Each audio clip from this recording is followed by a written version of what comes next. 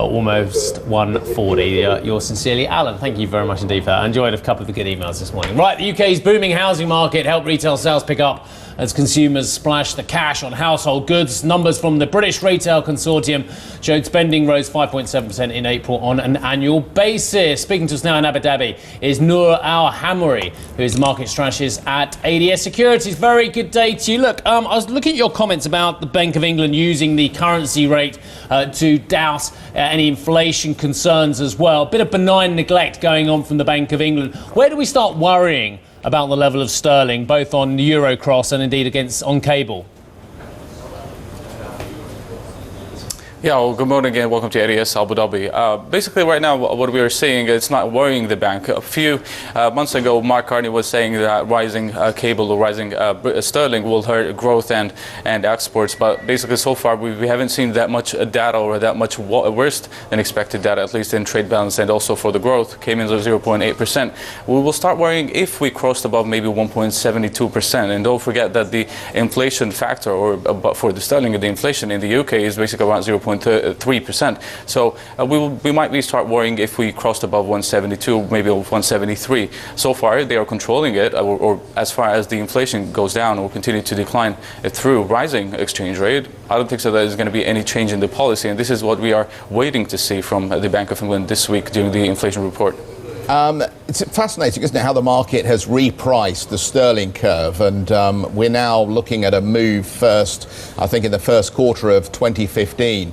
But I read a commentary by Neil Woodford, who is obviously a notable fund manager. He seems to think that the UK economy couldn't withstand more than a couple of interest rate rises because we still have excess debt. Do you think that by excessively focusing on the inflation story, we are missing the underlying risks in the UK, which is we just don't have sustainable debt levels at this point?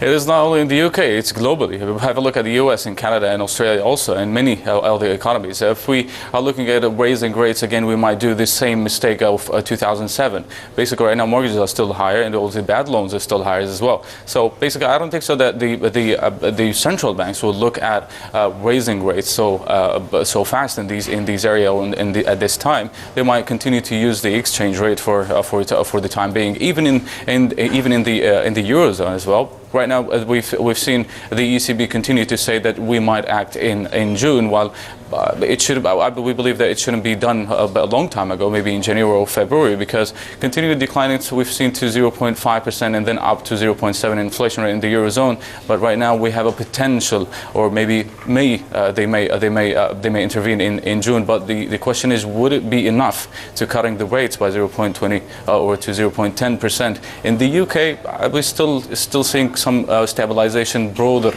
economic recovery. But of course, as you said, the debt continues to be the concern for the next year at least. Right, and 172 on your radar for cable. But let me ask you about dollar directly, because I noted the 1 week high that we've got on dollar yen rates, but it feels as though you might be playing the opposite side of this trade because you don't believe in some of the dollar's strength justified by the US economy.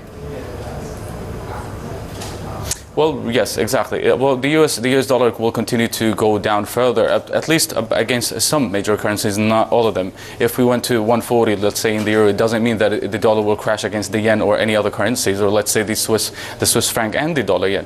We don't believe that the bad weather is the only thing. The deterioration came in the US economy for the first quarter. Right now, we've seen some of the central banks or some of the major banks revise their forecast for the second estimation of the GDP to minus 0.8%. Right now, Janet Yellen continues to hold the 10-year yields below 3%, which will continue to pressure the dollar over the next 3 months. But the next few weeks are going to be very significant because further deterioration might change the Federal Reserve policy and might force the Fed to pause QE. Lovely, thank you very much indeed for joining us. Noor Al Hamri joining us out of Abu Dhabi. Right, I guess host today, Paul Donovan, global economist at UBS.